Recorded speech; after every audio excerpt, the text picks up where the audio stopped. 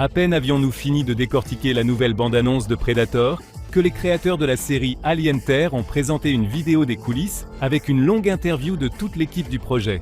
Et pendant le Comic-Con en cours, le directeur du projet a partagé des nouvelles sur la deuxième saison et a également révélé des détails inattendus sur de nouvelles espèces. Par conséquent, dans les prochaines minutes, nous allons analyser tout ce qu'il y a de plus intéressant. Commençons, si vous le voulez bien, par l'interview de Noah Hawley, qui a expliqué à quel point il était important de rendre la série proche dans son esprit des films originaux de Ridley Scott. Il a également noté que la tâche de l'équipe était de réaliser les premiers épisodes de telle manière que les spectateurs comprennent immédiatement que c'était bien l'alien qu'ils attendaient. Naturellement, le changement de format et le passage d'un film de 2 heures à une série exigeront des modifications dans la narration habituelle. Cependant, Hawley est convaincu qu'ils ont réussi à préserver l'atmosphère des 2 premiers volets et à transmettre aux fans l'essence de la franchise qu'ils connaissent et aiment. Sans aucun doute, le projet sera novateur pour la série et très probablement divisera les fans en 2 camps ennemis. Outre le changement de format, le passage à la Terre implique une expansion de l'univers existant et des changements potentiels du canon. C'est précisément ce qui suscite les plus grandes craintes en ce moment. Mais n'oublions pas que le directeur du projet a une excellente expérience de travail sur les séries Fargo et Légion. Par conséquent, s'il dit qu'il s'efforce de préserver l'atmosphère fondamentale de la franchise, cela inspire confiance. Alien Romulus s'est avéré être un succès, car il a tenté d'utiliser le format et le concept du tout premier film, en y ajoutant quelques détails supplémentaires. En fin de compte, le projet a été accueilli assez chaleureusement, et une suite est déjà en développement. Alien Terre, selon les déclarations des auteurs, suit le même chemin. Il a donc toutes les chances de s'imposer sur les écrans de télévision. Comme l'intrigue de la série est centrée sur un xénomorphe arrivé sur Terre à bord d'un vaisseau écrasé, il est fort probable que la première heure de la série inclura certains mécanismes classiques de la franchise. Et c'est une bonne nouvelle, car les événements ne se transformeront pas en un mélange de science-fiction et de body horror. Le xénomorphe se représente tout au long de la saison en tant qu'antagoniste principal, et donner au spectateur la possibilité de ressentir le danger qui émane de lui semble être la tâche primordiale. Le format même de la série tente d'ouvrir de nouveaux horizons pour la franchise en proposant un regard neuf dans l'espoir de lui insuffler une nouvelle vie. L'accent mis sur diverses corporations, outre Weyland-Yutani, apporte également un aspect politique, ce qui n'avait jamais été le cas dans la série auparavant. Noah Hawley a déclaré que la première saison n'est qu'une validation de concept. Si elle plaît aux spectateurs, l'histoire se poursuivra dans plusieurs autres saisons. Et pour la deuxième, le directeur du projet a déjà des ébauches. Selon son idée, elle devrait poser un modèle narratif sur la base duquel on pourrait tourner des 3e, 4e et 5e saisons. Il est à noter que la première saison sera plus autonome, mais qu'elle pose les bases de lignes narratives potentielles pour la suite. Nous avons déjà vu une technique similaire de la part de Hawley dans Légion, lorsqu'il a raconté une histoire complète dans la première saison, tout en développant en parallèle un plan pour 3 autres. Par conséquent, en fonction de l'évolution de l'intrigue, la série pourrait soit continuer l'histoire avec les personnages de la série Alien Terre, soit explorer plus en détail la société suspecte Weyland-Yutani. Cette société a toujours été un élément clé de la franchise, et le fait que l'action se déroule sur Terre ouvre de nouvelles possibilités pour révéler ses motivations cachées. Timothy Olyphant, nominé aux Emmy Awards, jouera l'androïde Kirsch, qui servira de mentor à l'héroïne principale. Bien que les bandes annonces en révèlent peu sur son personnage, lors de la présentation au Comic-Con, l'acteur a déclaré qu'il ne fallait pas lui faire confiance, car il cache manifestement quelque chose. À en juger par les bandes annonces, Kirsch est un personnage assez haut en couleur, à l'instar de tous les synthétiques de la franchise. Le directeur du projet avait également laissé entendre qu'il oscillait entre le héros et le méchant, et qu'il avait ses propres secrets. La déclaration d'Olyphant souligne une fois de plus que la série conserve un esprit de tension, qui repose sur la peur du xénomorphe et la trahison des androïdes. Kirsch promet d'être l'un des personnages les plus intéressants, et il jouera très certainement un rôle décisif dans l'intrigue. Outre le synthétique, le personnage de Moreau soulève de nombreuses questions. On ne nous a pas donné de réponse précise sur le fait qu'il soit humain ou non. D'après les images disponibles, il est le seul à survivre sur le vaisseau écrasé. Pourtant, dans de nouvelles scènes, il n'hésite pas à sacrifier l'équipage pour un objectif plus important.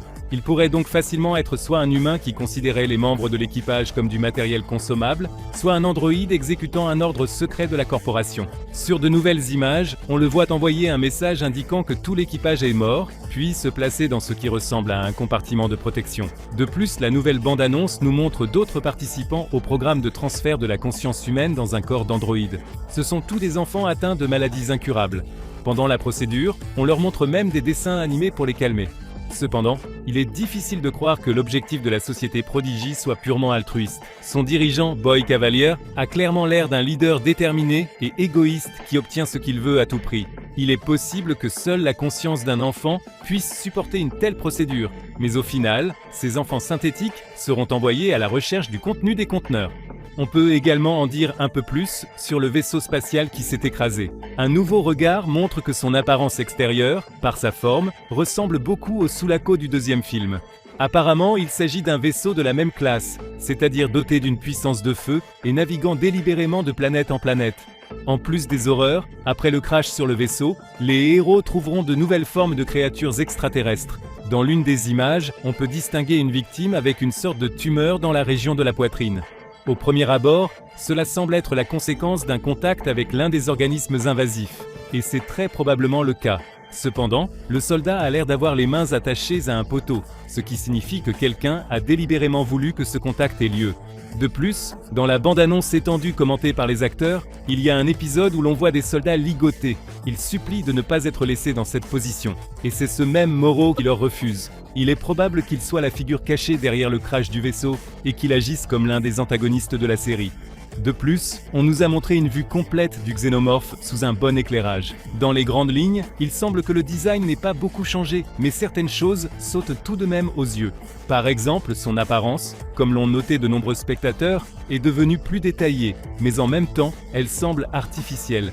La bave qui le recouvre et qui sointe de sa bouche a pratiquement disparu, bien que dans une scène, on voit qu'elle est toujours là. Le xénomorphe semble être devenu plus stérile et lisse par rapport aux autres films. Cependant, son apparence terrifiante se fait toujours sentir, et il est possible que ce changement d'aspect soit expliqué par l'intrigue. Dans de nombreuses mécénèses, on voit aussi que les créateurs ne se sont pas reposés uniquement sur les images de synthèse, mais ont utilisé des costumes grandeur nature. C'est aussi une sorte d'hommage au classique, un geste de filiation que l'on retrouvait déjà dans Romulus. Apparemment, il y aura plusieurs spécimens adultes de xénomorphes dans la série, car on remarque déjà qu'ils diffèrent par leur taille et leur couleur.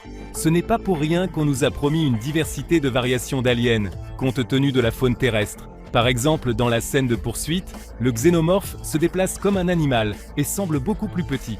On a également réduit les tubes qui sortent de son dos. Encore une fois, si l'on compare avec les films classiques.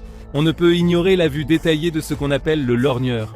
Si les bandes annonces précédentes ne nous en donnaient qu'une description, son apparence et sa manière de se déplacer sont maintenant montrées dans les moindres détails. Pour certains, il deviendra certainement un sujet de cauchemar, car ses tentacules sont effrayants. Et dans la scène avec le mouton, on voit comment il a remplacé le globe oculaire et observe attentivement ce qui se passe. Nous sommes convaincus que les scènes de sa pénétration dans un humain seront parmi les plus mémorables et les plus effrayantes de toute la série.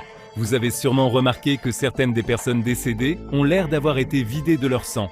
Cela signifie que l'on peut dire que l'une des nouvelles créatures agit sur le principe de la sangsue. D'ailleurs, dans une scène, nous voyons quelque chose de similaire lorsqu'un organisme ressemblant à une sangsue se déplace sur un soldat fraîchement arrivé. On ne peut que deviner l'ampleur de la menace que représente ce parasite, mais il deviendra clairement une menace sérieuse. En même temps, nous ne savons toujours pas comment les différentes espèces d'extraterrestres interagiront entre elles. Seront-elles hostiles, ou peut-être faut-il s'attendre à une symbiose de deux parasites à la fois? Cela semble très prometteur. Outre la survie face au danger, Alien Terre aborde les thèmes de l'intelligence artificielle et de l'humanité. L'héroïne principale accepte la mission pour retrouver son frère. Elle se demande par la suite si elle restera humaine dans un corps d'androïde.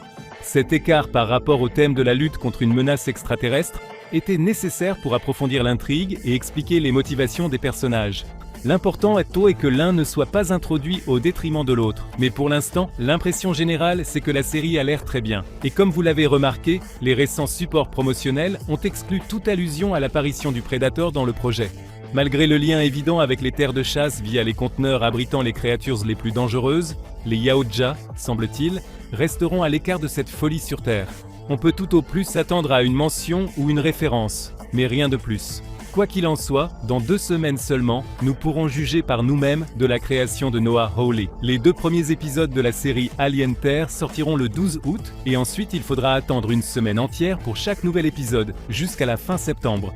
En attendant, n'hésitez pas à partager vos impressions sur le nouveau look de l'Alien et à nous dire si vous prévoyez de regarder la série. C'est tout pour aujourd'hui les amis, on se retrouve très bientôt dans de nouvelles vidéos.